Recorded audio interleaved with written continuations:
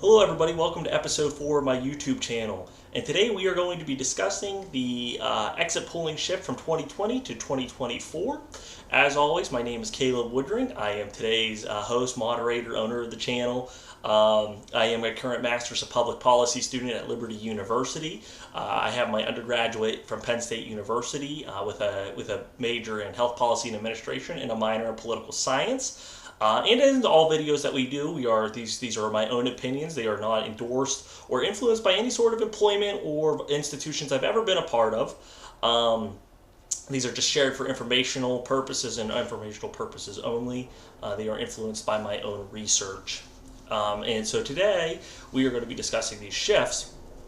So without a further ado, before we get into that, we have to respond from our comments, just 2 comments, which thank you to 3 people who commented on my last video. That video got a lot more traction than what I ever thought it would, considering it was all organic, meaning I didn't share any of it to my Facebook or social media. These are all just awesome viewers like you. But I'm going to comment. One was a recommendation for the channel to make the intro a little bit shorter, which I am. So the other 2 comments, and if you are not familiar, the last video was on my response to Alan Lichtman's reaction. Essentially, Alan Lichtman's incorrect and inaccurate prediction of the 2024 presidential election.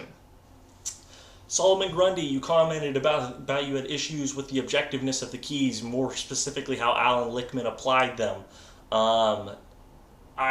Without you expanding upon it further, possibly, I watched his video and when he made those predictions. Yeah, you'd have to get into a little bit more explicitness with what you were talking about when you were saying that he was being objective on it. I mean, if you get into those keys, everything has certain types of criteria that have to be met. So for instance, like the economic keys, right? Like those had to be, he wasn't just saying, oh, I think the economy's good, right? He was objectively looking at short-term versus long-term economic growth. I think long-term economic growth, it was like the 2 presidential economic growth had to be higher than the last 2 presidential administrations before, or something to the effect, but it's pretty objective, so I'm not really sure what you're getting at there without you expanding upon it. You did mention that his cop-outs were he was coping by blaming racism, sexism, and misinformation for why his prediction failed. I don't like the word cope because I think it's insulting and I think it's a buzzword that has no real meaning to it. If you're trying to say that he's using racism and sexism as an excuse, or not an excuse, just an inaccurate way to describe why a system failed. I do agree with you on the racism and sexism part. Those 2 things, as I mentioned in my videos, those are not new things in American politics. They're just very hard to quantify, but I hate to say it. If we elected Barack Obama by a landslide, just because, let's put it this way, even if racism and sexism are hot topic political issues of the day, his keys are supposed to account for that, right? Right? That would be my thought process. So agree with you there. Don't agree with you entirely on misinformation. Misinformation is a new thing. It is becoming extremely large. And we're actually going to talk about that in this video when we get to the education section, because you're going to find that education, which once was a kind of a group that, some not all statuses, demographics swing differently. Like there's no... obviously there's correlation versus just coincidence, right? But we'll get into that a little bit. So I want to talk about that. We'll get maybe I'll circle back to your comment. User R5J, you made a comment that these things were subjective. You named 3 of his keys. You named 2 of the keys that were actually accurate, but you mentioned war hero. Alan Lichtman does not utilize war hero in his prediction. You also made an inaccurate statement that President Ronald Reagan made his prediction on Reagan, I think a year after or a year before. I think he gave his prediction on Ronald Reagan in 1982, long before the presidential election. And he is correct. Most people were not thinking Ronald Reagan was going to win that election due to age. I said age, not AIDS. Okay, age is a legacy of Ronald Reagan, but certainly was not a reason why he was looking at losing the 1984 election. So, not being insulting, I think your comment is very similar to Solomon Grundy's, where you guys are trying to say that these keys are applied objective. The difference between Solomon Grundy's comment and your comment is your information isn't entirely correct.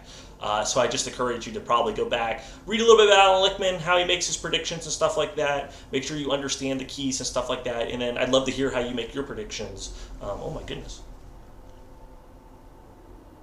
That was weird. Yeah, I'd love to hear your predictions on how you would do it. Sorry if it doesn't pop up on the camera, my computer went to sleep. I would love to hear how you would make your predictions on these, on how you would predict the election winner. Now we're going to get into our own video of today. We're going to look at 2020 to 2024 because these are videos. I'm doing a lot of research. And I'm going to try to make a prediction of a best case scenario and a worst case scenario of what would have happened if Joe Biden would have dropped out of the presidential election, or excuse me, would not have dropped out of the presidential election.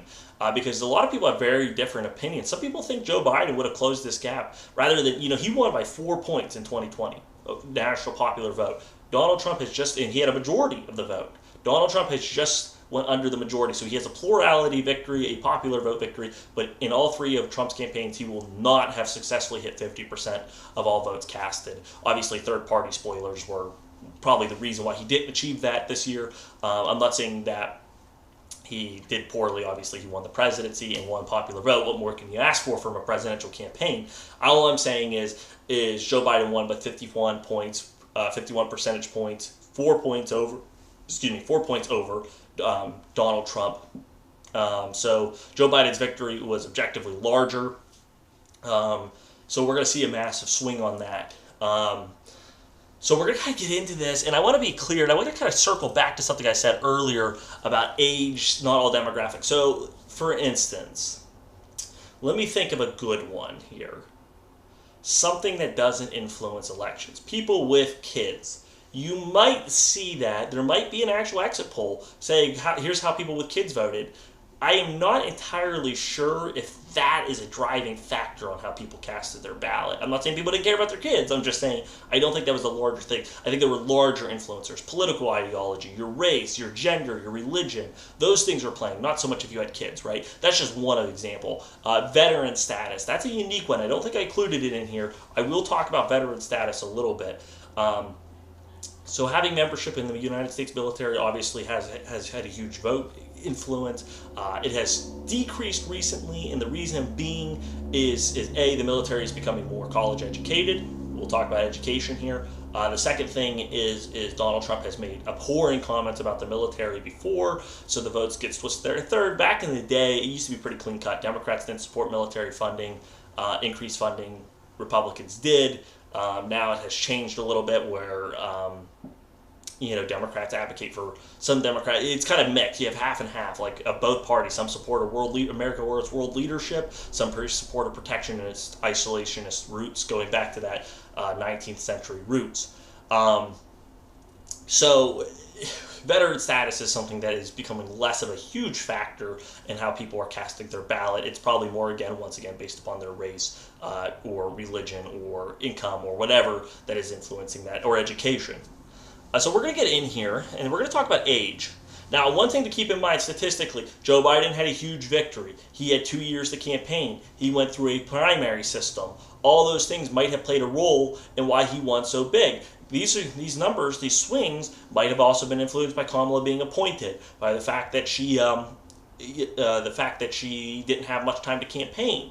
Those type of things there are going to obviously influence these elections. So don't look at it and think, oh, this is such a huge swing, I can expect this in 2028. Believe it or not, 2028, Republicans might not be looking so good. And I'm going to do a video on that later on, but there is so much evidence to suggest that many people came into the polls, voted for Trump, and then didn't follow through with Republicans down the ballot. Ask Carrie Lake in Arizona about that. She has almost the exact same type of temperament and leadership and policies as Donald Trump, and she's in the unemployment line next year with her loss for her failed campaign for the United States Senate.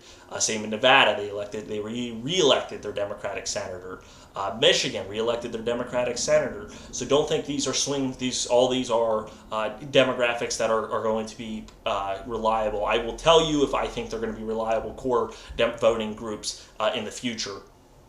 So the big thing is age. So we're going to start here in age. And one of the things here is, and what we're looking at is how much did these groups win? Blue obviously representing Joe Biden and Kamala Harris. Red representing a group that was won by Donald Trump. The 18 to 29 thing, 13-point shift. And why this is shocking is in 2022, Democrats did well. They did really well with younger voters, and it's a reason that Joe Biden had a very successful midterm relative to other midterms historically. That 13-point shift is obviously being driven by men. Females are becoming progressive. Men are becoming conservative. Young men are becoming conservative. That gender divide in that age group is unique. Most times 18 to 29-year-olds have always been lumped together as progressive. So this is new. One of the big things Democrats need to learn from this election is podcast. I watched Donald Trump on a podcast. He barely even knew what he was doing. He didn't know any of the pop culture references, but he was there. He was having a 2-hour-long conversation. And Kamala Harris can do the same thing. I think reasons that candidates avoided that in the past was because they were afraid of them saying something stupid. I mean, 2 hours of an unscripted conversation where you don't know how it's going to go, and these people could bring up like Theo Vaughn, asking, like, I think he asked J.D. Vance where he could get if he could buy drugs from him, jokingly, but like, you know, you're not going to have that on 60 Minutes. So before, some people would say that was beneath him. Ask Jimmy Carter with his famous, infamous interview with Playboy, right? Sometimes the populace used to believe that the president was below these type of platforms. But now we're seeing this as tens of 20, 30, 40, 50 million people watching these videos, particularly Joe Rogan. They're watching that, and Kamala Harris didn't even show up. Joe Rogan is not a threat to Kamala Harris. It wasn't an unfair advantage. She could have gotten on that podcast and accurately relayed her policy, and Kamala Harris is relatable. She had a likability thing. She did not have the likability issue Donald Trump did. So it would have been really good. I'm not saying it would have influenced the election, but it certainly played a role in why that 13-point swing in that age group. We're not going to get 5 points for the 30 to 44, 65. I think those are just naturally because Donald Trump won the election. Not anything wild to talk there. 45 to 64, though, it's a Dem age range that Donald Trump won well. Something he did not do well earlier. That's going to be a big thing. I mean, these are homeowners, people that are buying food. That's going to be driven by inflation. Marital status, I talked about this one a little bit. I'm not sure how much I think this is influenced. 6 points is probably nothing. But I'm going to focus in on party ID and ideology. And by the way, these are the CNN exit polls. So one of the things I want to really look at here is the independent and conservative vote. Independent and moderate vote. Because a 10-point shift in independent and a 13-point shift in moderate voters. What does that mean? Independents are not always independents, particularly in today's day and age. That's a lot of people who are just throwing off the two-party label, but very much subscribing to the two-party thought process. So they're saying, I hate political parties. I don't want to be identified with political parties. But in reality, they're reliable Republican or reliable Democratic voters. So they're not really independent. The conservatives, but the moderate was what you really want to focus in on. Those are people who subscribe to both thought processes. Joe Biden was the epitome of moderate, independent thinking, and I think he would have done well in these groups of people, especially those who are educated, and I mean educated literally, not smart. There's a difference. I'll retouch upon that. I'll do that in every video. I always make that disclaimer. There's a difference between education and intelligence. The big thing, though, is I think Joe Biden would have outpaced Kamala Harris on moderates, and she really, really sold to the moderates. This was a voting bloc that she really wanted to win, and she did not come through, did not follow through with that, with winning those groups. I mean, a 13-point shift for moderate voters, 10-point shifts for independents. That's a classic example of why throwing Biden off the ballot might have been a bad decision. Because I think he probably would have done well. I think he probably would have saw an 8-point. If you ask me how today, I think you could say, if I had to guess, it would have went 2 points in either direction. And I know this is totally unhelpful. But in Joe Biden, I'll give you more clear answers as time goes on. I get more information, more stats to analyze. But I think Joe Biden would have either flipped 2 points and probably won popular vote by 0.1, 0.2 points over Donald Trump, or he would have lost by close to 4 or 5 points. In the popular vote, which would have resulted in New Jersey, Virginia, Minnesota flipping, which was the concern of the Democrats like Adam Schiff and Nancy Pelosi, who are pushing Biden to get off the ballot. Race, the big thing here is white and black voters still the same.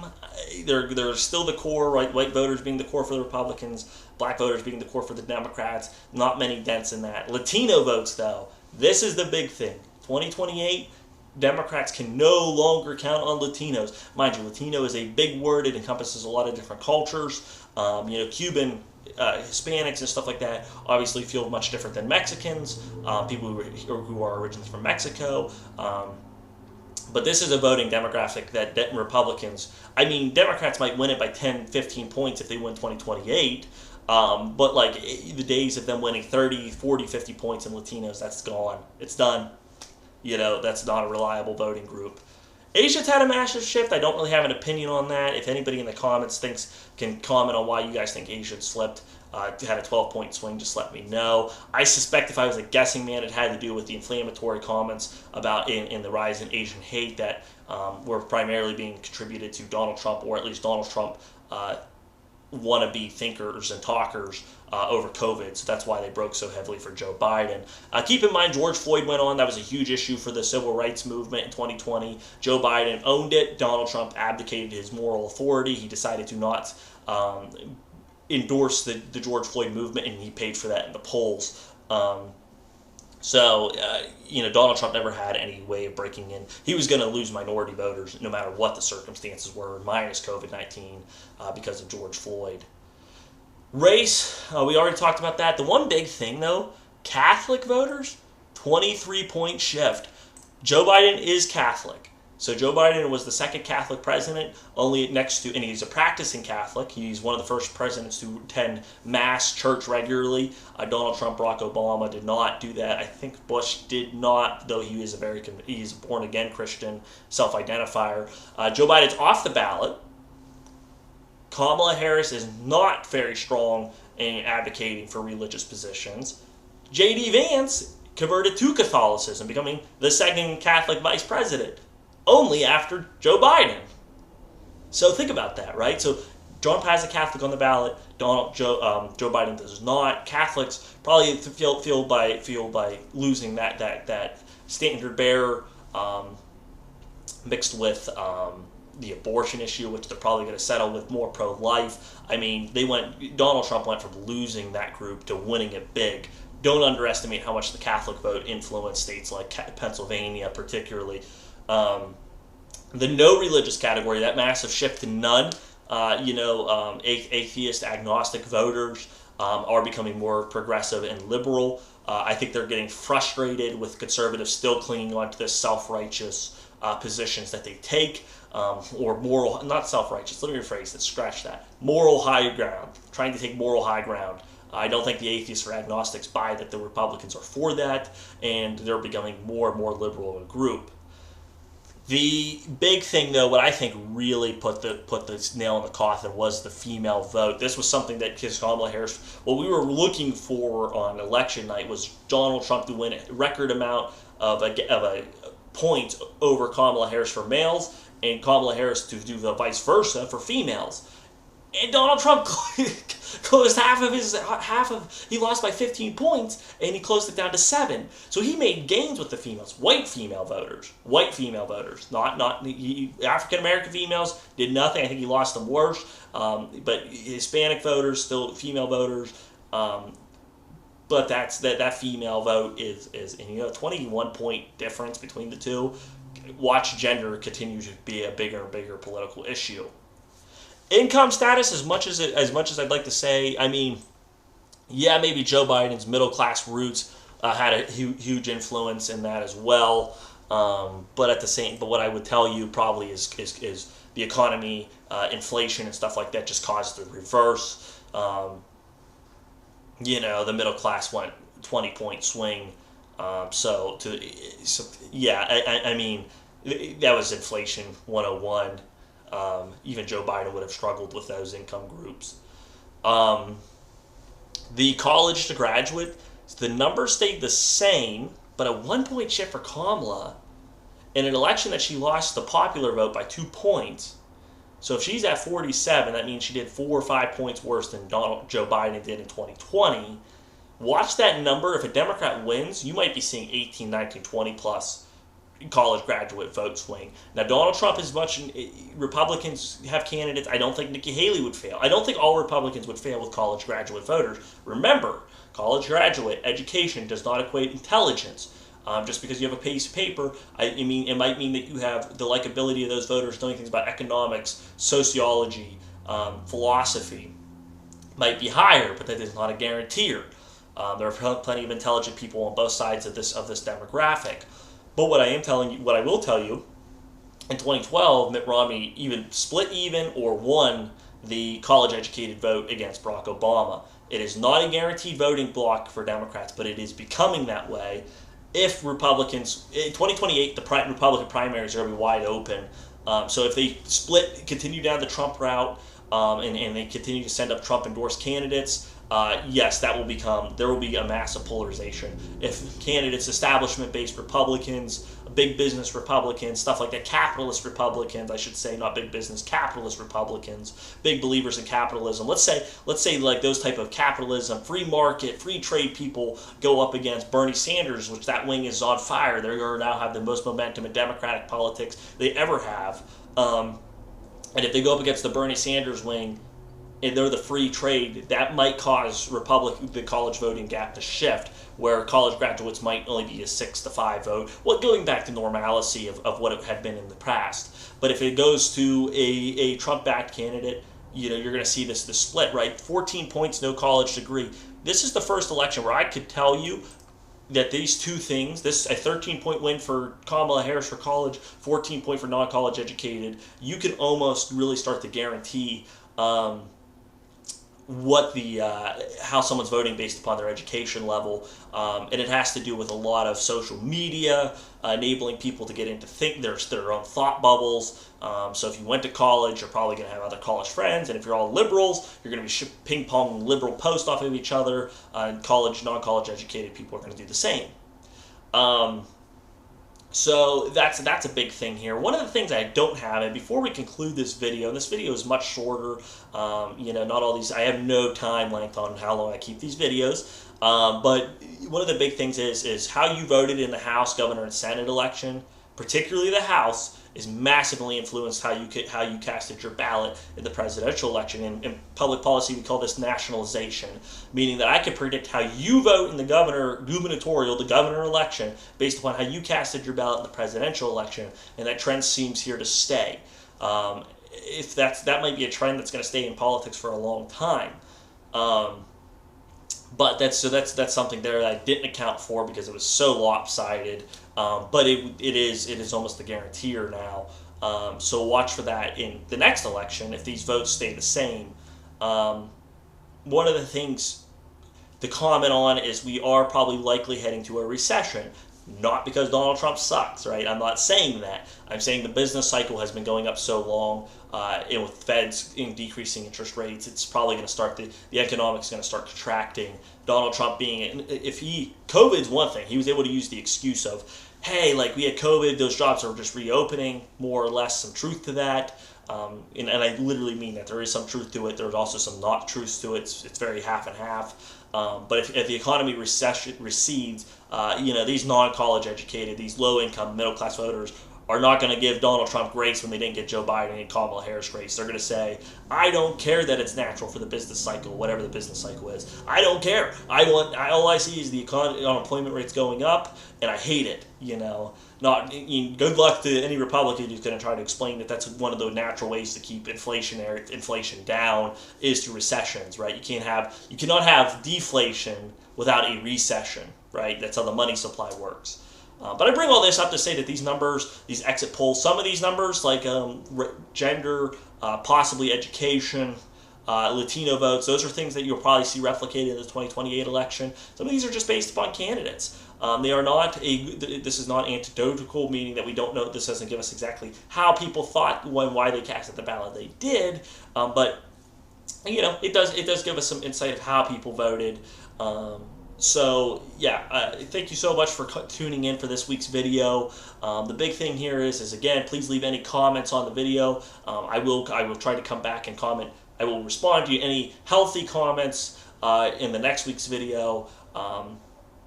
Also subscribe, like all those good things. I love doing these videos. To be honest, I'm not trying to make this not make it big on this app. I don't really care. I just like studying politics, public policy, and I like sharing my opinions. And I'd love to hear from your opinions. Again, Solomon Grundy, user R5G. Again, take what I said about your comments in the first. I'd love to hear it expanded apart. I'm not going to keep going back and forth with you, at least on the previous video, but I'd love to hear what your guys' thoughts were on my comments earlier on the video, about your responses to my Alan Lichtman video. Thank you all so much for watching. Have a great rest of your week, and I hope you enjoyed this video.